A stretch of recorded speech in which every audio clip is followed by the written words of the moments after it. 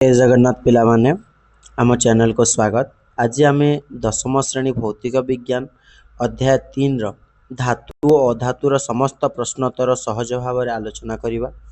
एही भिडियोटी बोर्ड परीक्षा पई बहुत उपयोगी, तेणु भिडियोटी को शेष पर्यंत देखियो निश्चिंत।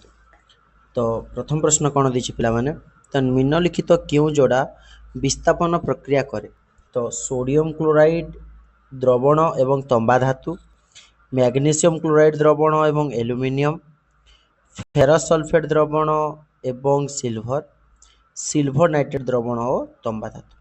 तो ऑप्शन डी ही जो पिला माने ठीक उत्तर, सिल्वर नाइट्रेट द्रवण एवं धातुटी ये कौन करे विस्थापन प्रतिक्रिया करि थाए। नेक्स्ट देखिबा बिले ना 2 नंबर प्रश्न देछि, निम्नलिखित क्यों प्रणाली लोहा तावा को कलंकी निरोध रखिबा पई व्यवहृत करा जाय? तो कलंकी निरोध पई आमे क्यों प्रक्रिया करि थाउ? ऑप्शन डी रे देछि उपरोक्त समस्त, माने आमे गीज प्रयोग करि परिबा, रंग प्रलेप देई परिबा बा जिंक रो आवरण द्वारा मध्य प्रयोग करि परिबा। सो उपरोक्त समस्त ऑप्शन डी। परवर्ती प्रश्न मैंने 3 नंबर कौन कही, गोटे मौलिक अम्लजान सह प्रतिक्रिया करी गोटे उच्च गणनांक विशिष्ट यौगिक सृष्टि करे। यह जल रे द्रवणीय एवं निम्न उत्तर उक्त मौलिक गुड़िक बाछ। तो गोटे अम्लजान सह तो प्रतिक्रिया कर गणनांक तो यौगिक सृष्टि करुच्ची एवं मौलिक गुड़िक आमको बाछा पड़ो। तो किए तो देखी ना कैल्शियम, कार्बन एवं सिलिकॉन और आयरन दीची। सो उत्तरटा हो ऑप्शन ए कैल्शियम।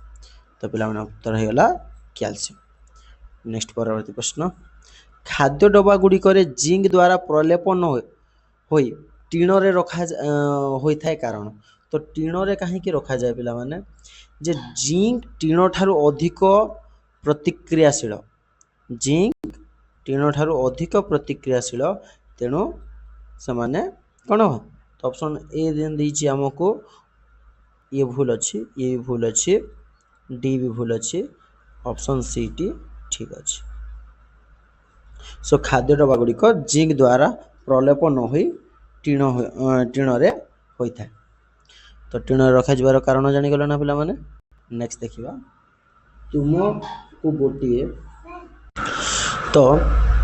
तुमको गोटे हातुड़ी, गोटे बैटरी, गोटे बल्ब एवं तार एवं गोटे स्विच दि जाइए। धातु एवं अधातु नमूना गुड़िक चिन्हट करने एगुड़िक किपरि व्यवहार करवा? तो यह को आम किपरि चिन्हट करिपरिबा?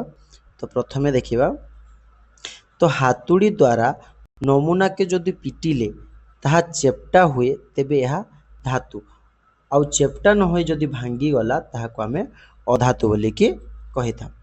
बैटरी, बल्ब, तार और स्विच साहाय्य जदि सर्किट टी तैयारी करा जाए एवं ताकू व्यवहार करा जाए और बल्ब टी जदि जलिला तेबे सी धातु, जदि बल्ब टी जलिला नहीं तेबे आमे ताकू अधातु बोली कि चिन्हट करिथा।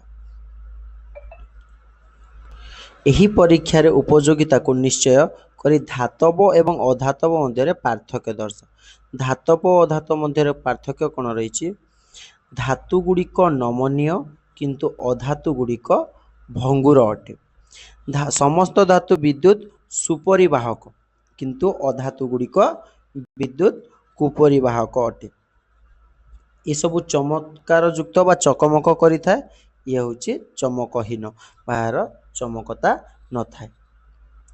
उज्ज्वलता यार थाए धातुर किंतु अधातुर उज्ज्वलता न थाए। आउ कोन? नेक्स्ट देखिया बिलानो, एम्फोटेरिक ऑक्साइड कहिले कोन बुझ? एही ऑक्साइड रो दुईटी उदाहरण दियो। एम्फोटेरिक ऑक्साइड, तो प्रथम ऑक्साइड पले देखिना बिला माने जेउ ऑक्साइड अम्ल एवं क्षार उभय सह प्रतिक्रिया जेते बेले कर, अम्ल एवं क्षार सहित उभय सह प्रतिक्रिया कले ताहाको आमे एम्फोटेरिक ऑक्साइड बोली कि कहि थाउ। अम्ल सहित भी प्रतिक्रिया करि थाए एवं क्षार सहित भी प्रतिक्रिया करि थाए। तो जेमिति कि उदाहरण जिंक ऑक्साइड एवं एल्युमिनियम ऑक्साइड होची एहार गोटे गोटे उदाहरण अटे। नेक्स्ट 7 नंबर प्रश्न दीची, दुईटी धातुर नाम दर्शाओ जहा कि हाइड्रोजन को लघु अम्ल रु विस्थापन करे एवं दुईटी धातुर नाम दर्शाओ जहा एपरी करे नाही।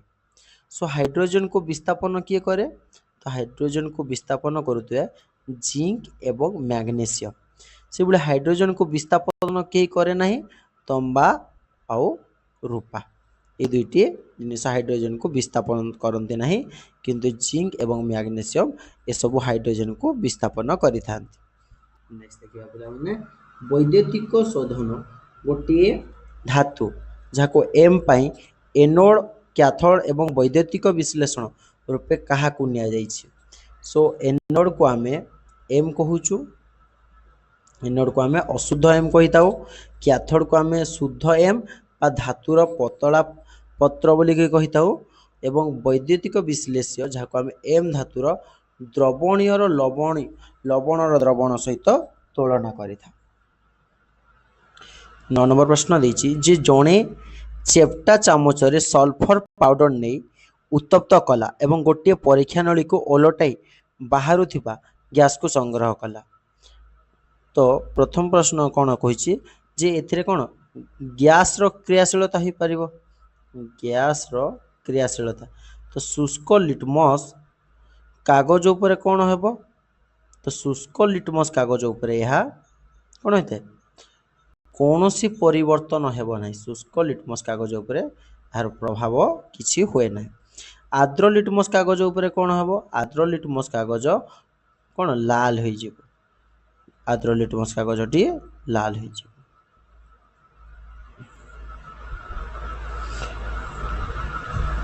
तो एबे सृष्टि होता प्रतिक्रियार एक समतुल समीकरण लेख तो सृष्टि होता समीकरण लिखा S प्लस O2 बा आम जहाँ SO2 S अर्थ है सल्फर प्लस ऑक्सीजन मिसामा तो हमको सल्फर डाइऑक्साइड क्रिएट होता है सल्फर डाइऑक्साइड सृष्टि होता है।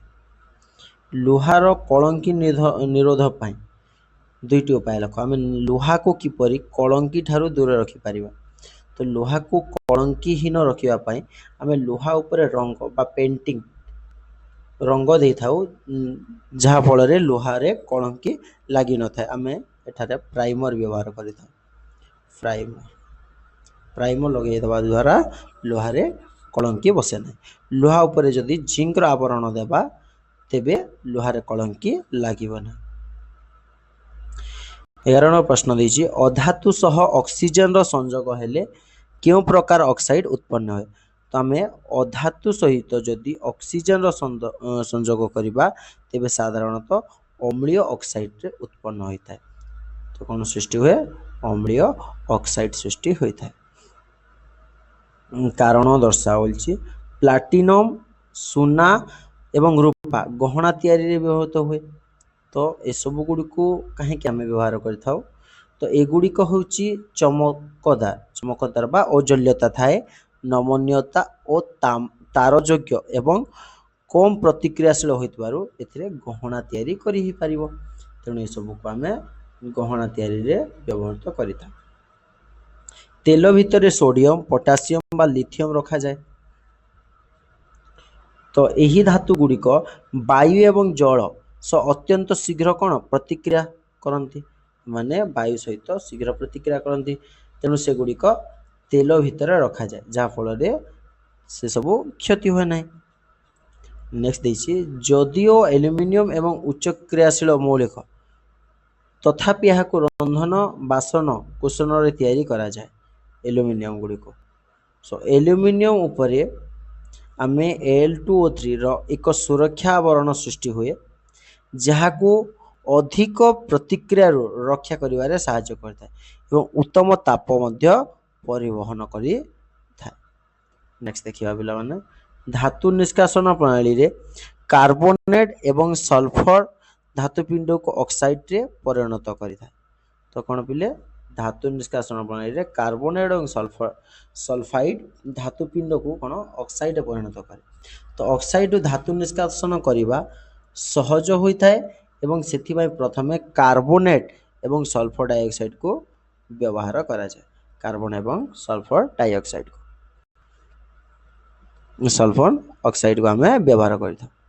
नेक्स्ट देखिबा पिला माने मलिन पड़िथिबा तंबा पात्र गुड़ी को लेंबू एवं तेंतुली रस द्वारा सफा करा जाए कहीं जितेबाला देखी बेले गाँ गुड़िक तंबा पात्र गुड़िक जदि मलिन हो जाए तेबे ताकू लेंबू किंबा तेंतुली सफा कराए।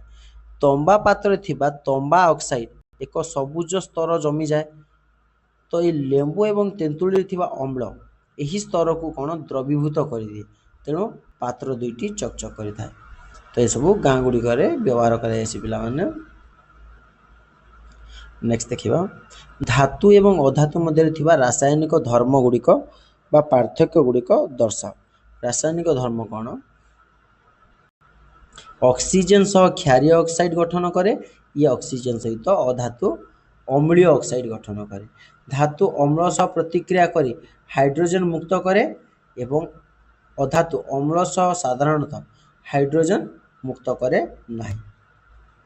आउ कौन करिपरिबो इलेक्ट्रॉन त्याग करे ये अधातु इलेक्ट्रॉन ग्रहण करे। नेक्स्ट प्रश्न बणिया व्यवहार करथिबा द्रवणटी को चिन्हट कर। तो से व्यवहार करथिबा द्रवणटी होची एक्वारेजिया।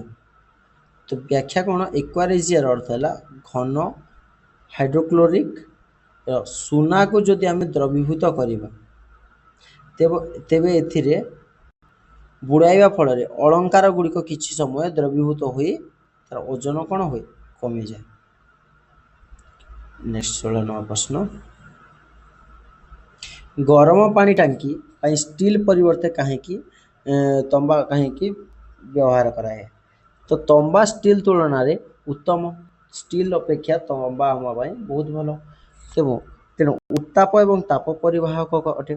यह शीघ्र ताप संचरण करे एवं कलंकी मध्य धरे नहीं ताप संचरण करे मध्य सेगुड़िक गरम पानी टांकी मध्य तंबार व्यवहार कराए तेणु गरम पानी टांकी गुड़िक तंबार व्यवहार कराए।